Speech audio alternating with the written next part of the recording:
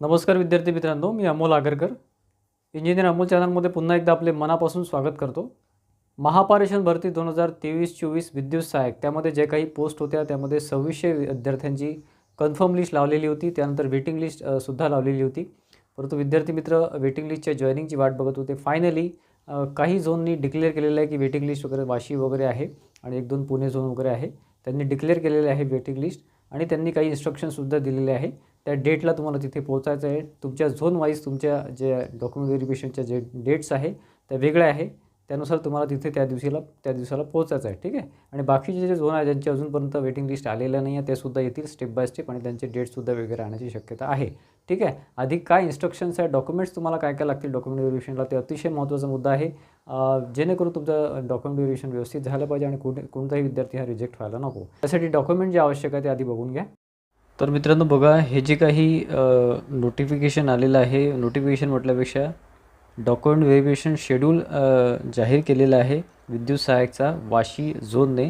अशा प्रत्येक झोनचे तुम्हाला वेटिंग लिस्ट येणार आहे आणि त्याचं नोटिफिकेशन येणार आहे. त्यासाठी टेलिग्राम चॅनल जॉईन करून ठेवा. बघा, as per corporate office Mumbai letter वगैरे सगळं दिलेलं आहे. विद्युत सहाय्यक transmission contract basis zone Vashi यांनी हे पत्र दिलेलं आहे. शेड्यूल ऑफ डॉक्युमेंट व्हेरिफिकेशन दिलेलं आहे. डायरेक्ट रिक्रुटमेंट विद्युत सहाय्यक कॉन्ट्रॅक्ट बेसिस ट्रान्सको. बघा, झोन अलॉटमेंटचे दिलेलं आहे आणि त्यांनी डेट्स दिलेले आहे 6-4 या एकच तारखेला 10 ते 1:30 एक शिफ्ट आहे मॉर्निंग सेशन आणि आफ्टरनून सेक्शन 2 ते 6:15 आहे. ठीक आहे. तर त्यामध्ये यांनी ॲड्रेस दिलेला आहे. त्या ॲड्रेसला तुम्हाला तुम्ही त्या ज्या लॉटमध्ये येत असाल त्या लॉटमध्ये तुम्ही तिथे उपस्थित राहायचं आहे सकाळी किंवा दुपारी. ठीक आहे. इन्स्ट्रक्शन्स आणि डॉक्युमेंट्स काय काय लागतील ते अतिशय महत्त्वाचा विषय आहे. तर ते आधी बघू आपण. The candidates shall follow the session wise time schedule strictly. जे तुम्हाला जो टायमिंग दिलेला आहे त्या टाईममध्ये तुम्हाला तिथे जायचं आहे. If the document verification is not completed for head date due some reason the same will be continued held next day. म्हणजे त्या दिवशी जर नाही झालं 6 तारखेला तर ते 7 तारखेला होईल. परंतु तुम्हाला ॲबसेंट राहायचं नाही. ॲबसेंट जर तुम्ही राहिले तर तुमचं परत डॉक्युमेंट व्हेरिफिकेशन होणार नाही. 6ला जायचं जर नाही झालं तर ते 7ला घेतील असं त्यांचं म्हणणं आहे.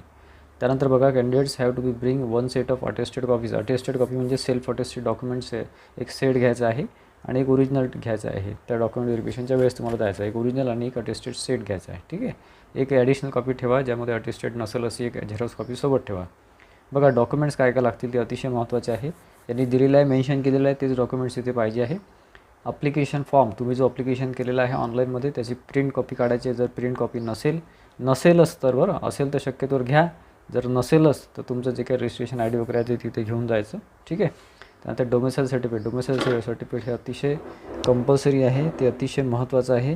ते तुम्हाला फॉर्म जेव्हा तुम्ही सबमिट करता त्या फॉर्म डेटच्या आधीचं पाहिजे. ठीक आहे. आताचं वेळेवरचं चालणार नाही. अतिशय महत्त्वाचं डॉक्युमेंट आहे डोमेसाईल सर्टिफिकेट. ठीक आहे. त्यानंतर SSC board certificate, school leaving certificate of date of birth. SSC board certificate तुमचं पाहिजे. 10वीचं बोर्ड सर्टिफिकेट तुम्हाला लागेल. मार्कशीट वगैरे त्यावर पण तुमचं डेट ऑफ बर्थ राहते ते सुद्धा चालते. किंवा लिव्हिंग सर्टिफिकेट तुमचं पाहिजे म्हणजे TC किंवा बोर्ड सर्टिफिकेट. असं नाही की TCच पाहिजे म्हणून. तुमचं बोर्ड सर्टिफिकेट असेल 10वीचं तरी चालेल किंवा मार्कशीटवर तुमची डेट ऑफ बर्थ राहते. काहीच नसेल तर ते तरी सोबत ठेवा. त्यानंतर नॅशनल ट्रेड सर्टिफिकेट म्हणजे NCT-VTचं तुमचं जे काही ITI झालेलं आहे, COE झालेलं आहे तर ते तुमचं लागेल. त्यानंतर कास्ट सर्टिफिकेट आहे. कास्ट सर्टिफिकेट तुम्ही ज्या कॅटेगरीमध्ये असाल, जर ओपनमध्ये असाल तर कास्ट सर्टिफिकेटची गरज नाही. जर तुम्ही दुसऱ्या कुठल्याही कॅटेगरीमध्ये असाल, SC ST OBC वगैरे NT वगैरे, तुमचं कास्ट सर्टिफिकेट हे ॲप्लिकेशन करायच्या आधीच्या डेटचं पाहिजे व्हॅलिड. नंतर कास्ट व्हॅलिडिटी. ठीक आहे. जर कास्ट व्हॅलिडिटी तुमच्याकडे असेल OBC वगैरेला लागते तर ते असेल तर घेऊन जा. नसेल तर तुम्ही फक्त तिथे डॉक्युमेंट जे काही कास्ट व्हॅलिडिटीला लागतात ते डॉक्युमेंटसोबत ठेवा. जेणेकरून तुम्हाला ते टोकन नंबर वगैरे देतात. पण ते तेव्हा होत नाही. त्यानंतर जॉईनिंगच्या वेळेस ती प्रोसेस होते. नसली तरी चालते कास्ट व्हॅलिडिटी सर्टिफिकेट. ठीक आहे. त्यानंतर नॉन क्रिमिनल सर्टिफिकेट तुमचं करंट इयरचं व्हॅलिड सर्टिफिकेट पाहिजे. म्हणजे जेव्हा अप्लाय करता तेव्हाचं तुमचं नॉन क्रिमिनल तेव्हाचं सुद्धा लागेल. म्हणजे ॲक्च्युली यांनी नॉन क्रिमिनल सर्टिफिकेट जे आहे ते जेव्हा तुम्ही फॉर्मसाठी अप्लाय करता तेव्हाचं व्हॅलिड असलेलं पाहिजे. त्यावेळेस तुम्ही आत्ता काढलं असेल तर ते नियमानुसार चालत नाही. परंतु त्यांनी जर चालून घेतलं तर तुम्ही सोबत ठेवू शकता. ठीक आहे. इकॉनॉमिकली विकर म्हणजे EWSचं सर्टिफिकेट आहे. तुम्ही जिथे तुमचं जे कॅटेगरी असेल त्याच्यामध्ये EWSमध्ये तुम्ही अप्लाय करत असाल तर EWSचं लेटेस्ट सर्टिफिकेट तुम्हाला लागेल यावर्षीचं व्हॅलिड असलेलं. ठीक आहे. मेडिकल दिव्यांग सर्टिफिकेट. मेडिकल म्हणजे तुमचं दिव्यांगमध्ये तुम्ही मोडत असाल किंवा काय तर त्याचं तुम्हाला मेडिकल सर्टिफिकेट लागेल. त्यानंतर डिस्चार्ज सर्टिफिकेट ऑफ एक्स सर्व्हिसमॅनमध्ये तुम्ही अप्लाय केलं असेल वगैरे एक्स सर्व्हिसमॅनमध्ये, तर डिस्चार्ज सर्टिफिकेट लागते. प्रोजेक्ट अफेक्टेडचं सर्टिफिकेट लागेल. त्यानंतर ऑर्फनचं सर्टिफिकेट लागेल व्हॅलिड असलेलं. आता स्पोर्ट्स सर्टिफिकेट लागेल. ते तुमचं नॅशनल लेवल किंवा स्टेट लेवलचं पाहिजे. मराठी लँग्वेज सर्टिफिकेट जर तुम्ही यस केलं असेल ते लागेल, किंवा तुमच्या 10वी-12वीमध्ये मराठी विषय असेल तर लागणार नाही. जर सर्टिफिकेट काढायचं असेल तर तुमचं एक फॉर्मॅट आहे. तुम्हाला प्रिन्सिपल, जे शाळेचे प्रिन्सिपल आहे किंवा कॉलेजचे प्रिन्सिपल आहे यांची सिग्नेचर घेऊन ते मराठी सर्टिफिकेट द्यायचं असतं. चेंज ऑफ नेम सर्टिफिकेट जर तुमचं चेंज ऑफ नेम झालेलं असेल, ठीक आहे, चेंज ऑफ नेमचा फॉर्मॅट वेगळा येतो. चेंज ऑफ नेम तुमचं काही असेल कुठे सर्टिफिकेट वगैरे तर तुम्ही देऊ शकता, किंवा ॲफिडेविट वगैरे केलं तरी चालते. तहसीलमध्ये जाऊन सेतू कार्यालयामध्ये, ठीक आहे, तिथे तुम्ही तुमचं जे काही अल्फाबेटिकल मिस्टेक झालं असेल ते तुम्ही सांगायचं तिथे, किंवा कशा काय चूक झाली वगैरे, आणि एखादा ॲफिडेविट करून घ्यायचं, ठीक आहे, चेंज ऑफ नेमसाठी. म्हणजे नावामध्ये अल्फाबेटिकल मिस्टेक झाली असेल, किंवा लग्नानंतर नाव बदललं असेल तर तुम्हाला मॅरेज सर्टिफिकेटसोबत ठेवावं लागतं, ठीक आहे. त्यानंतर फिजिकल लिमिटेशन वगैरे काय तुमचं हँडिकॅप वगैरे असेल त्याचं लागेल. ॲडिशनल मार्क्स काय असेल MECTC if applicable, certificate of additional marks obtained working outsource employee तुम्ही असेल तर त्याचं सर्टिफिकेट तुम्हाला लागेल की तुमचं आउटसोर्सिंग झालेलं आहे 2 वर्ष 5 वर्ष जे काय तुमचं झालं असेल ते. त्यानंतर ॲप्रेंटिसचं सर्टिफिकेट लागेल, तुम्ही MECTCLची ॲप्रेंटिस केली असेल तर, ठीक आहे.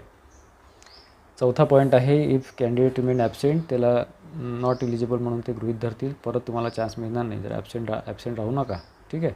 इथे नंबर दिलेला आहे, वाशी झोनचा आहे त्यामुळे इथे नंबर दिलेला आहे. या नंबरवर कॉन्टॅक्ट करून तुम्ही काही क्वेरी असेल तर विचारू शकता, काही तक्रारी असेल तर विचारू शकता. तर मित्रांनो, हे सगळे डॉक्युमेंट्स तुम्हाला कलेक्ट करून त्याचं एक सेट अटेस्टेड कॉपीचा आणि ओरिजिनल कॉपीचा सोबत ठेवायचं आहे. त्यानुसार तुम्हाला ते अटेंड करायचं आहे. त्यानंतर तुमचं पुढे जॉईनिंग दिलं जाईल तुम्हाला, ठीक आहे. तुमच्या झोननुसार तुम्हाला ते झोनमध्ये ते काही डिव्हिजन वगैरे आहे, सब डिव्हिजन, ठीक आहे. डिव्हिजन काय 220 kV किंवा 132 kVला तुम्हाला ते पोस्ट करतात, आणि ती मग त्याच्या पुढे तुमची व्हॅलिडिटी सबमिट करून तुम्हाला टोकन वगैरे द्यावं लागतं. त्यानंतर तुमचं मेडिकल टेस्ट वगैरे सुद्धा होते. तर त्यानुसार तुम्हाला पुढची तयारी करायची आहे. आणि ज्या झोनचं अजूनपर्यंत आलेले नाही त्यांचे पुढे काही गोष्टी ज्या क्लिअर झाल्या की त्यांना स्टेप बाय स्टेप म्हणजे पुढच्या 8 दिवसामध्ये किंवा 4-5 दिवसामध्ये सगळ्या झोनचे तुमचं अलॉटमेंट होऊन जाईल. त्यासाठी टेलिग्राम चॅनल जॉईन करून ठेवा. इंजिनियर बोल टेलिग्राम चॅनल आहे, आणि आपल्या यूट्यूब चॅनलशी कनेक्टेड आहात, जेणेकरून जे पुढचे ज्या स्टेप्स आहेत ते तुम्हाला सगळं माहिती पडते. जे विद्यार्थी वेटिंगसाठी वाट बघत होते त्यांना दिलासादायक माहिती मिळाली असेल तर व्हिडिओला लाईक करा आणि विद्यार्थ्यांमध्ये शेअर करा, जेणेकरून त्यांनासुद्धा ही माहिती मिळेल. आणि नवीन रिक्रुटमेंट पुढे काय येणार आहे, ITI बेसवर, इलेक्ट्रिशियन वायर बेसवर, ते MSCBचे पारेषण वितरण असो की जेनको असो, त्या रिलेटेड सगळी माहिती आपण आपल्या चॅनलद्वारे देतच राहतो. त्यासाठी नक्की चॅनलला सबस्क्राईब करून ठेवा. धन्यवाद मित्रांनो.